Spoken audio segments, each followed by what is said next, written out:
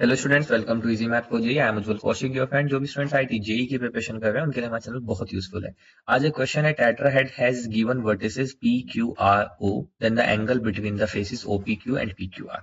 तो देखो, सबसे पहले मैं आपको एक कॉन्सेप्ट बता देता हूँ कि यहाँ पे कॉन्सेप्ट क्या यूज होगा कि angle between faces is equal to angle between normals.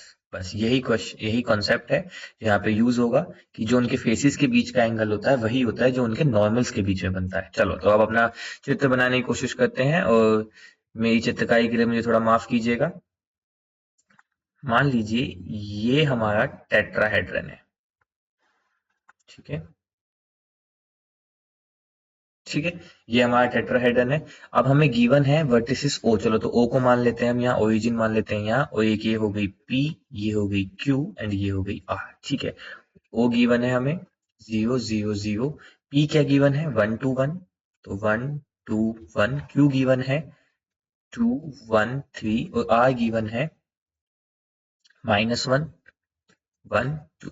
ठीक है, ये हुआ हमारा टेट्राहेड्रन। अब उसने कहा था angle between the faces O P Q. तो अगर आप देख पा रहे हो तो ओ पी क्यू फेस क्या है, ये वाला फेस हमारा। ठीक है, तो ये जो ट्राइंगल है, अगर आपको दिख रहा हो तो यही है हमारा OPQ फेस। ठीक है, तो OPQ फेस के बीच में मुझे अगर OPQ का नॉर्मल निकालना हो, ठीक है, तो मुझे नॉर्मल निकालना होगा।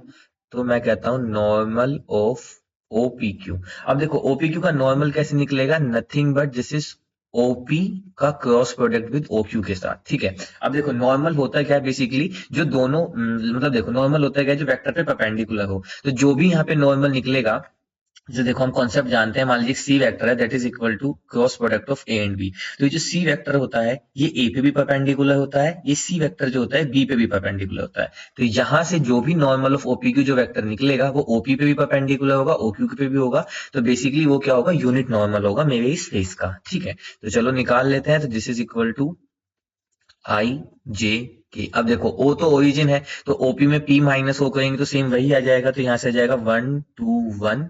ठीक है, और ओ क्यू तो ये आ जाएगा 2 1 3।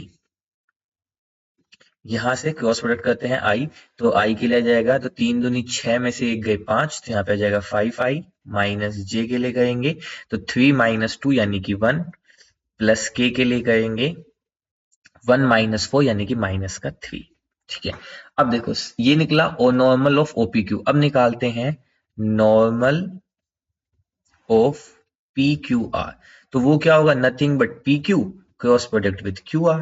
बस सिंपल। अब देखो पी क्यू आर फेस कौन सी होगी, अगर आप ध्यान दें तो मैं आपको बताता हूँ। पी क्यू आर फेस होगी, अगर मैं यहां से इसको, अगर आप देख पा रहे हो, डॉट करके मिला देता हूँ, तो आप देख पा रहे होंगे कि नीचे भी आपको एक सरफेस बनती दिखेगी, पी क्यू आर, एक ट्राइंगल सरफेस बनती दिखेगी। This is my P Q are face. तो इसका नॉर्मल क्या होगा, P Q cross Q R. ठीक है, तो आई जे के। अब देखो पी क्यू क्या होगा, क्यू माइनस पी। तो 2 माइनस 1 1, 1 माइनस 2 -1, 3 माइनस 1 2। तो यहां से आया 1 -1 2। वहीं क्यू आर क्या होगा, आर माइनस क्यू। तो 1 माइनस -1 -2, तो माइनस का 3, 1 -1 0, और 2 -3 तो यानी कि माइनस का 1। ठीक है, अब इसको सोल्व कर लेते हैं। तो यहां से आया आई, तो ये आ जाएगा -1 और -0, तो 1 ही आ जाएगा सिर्फ, माइनस का जे, तो -1 प्लस का 6, तो यहाँ पे 5 आ जाएगा, प्लस के ले लेते हैं, तो 0 और माइनस, प्लस प्लस माइनस, तो माइनस का 3। ठीक है, यहां से बेसिकली ये आ गए मेरे normal of P Q are and normal of OPQ। अब देखो, अगर मान लीजिए मैं इसको नाम देता हूं N1 का और इसको नाम देता हूं N2 का। ठीक है, इसको नाम देता हूं मैं अपना N2 का। तो हम जानते हैं कि एंगल बिटवीन नॉर्मल्स के लिए फॉर्मूला होता है, and then formula is nothing but cos theta is equal to N1 dot product with N2 upon magnitude of N1 and magnitude of N2। बस यही फॉर्मूला होता है। तो अब देखो N1 क्या है मेरा, मैं यहाँ पे लिख देता हूँ 5i माइनस जे माइनस 3k का डॉट प्रोडक्ट विद N2 क्या है, I minus 5j minus 3k। ठीक है,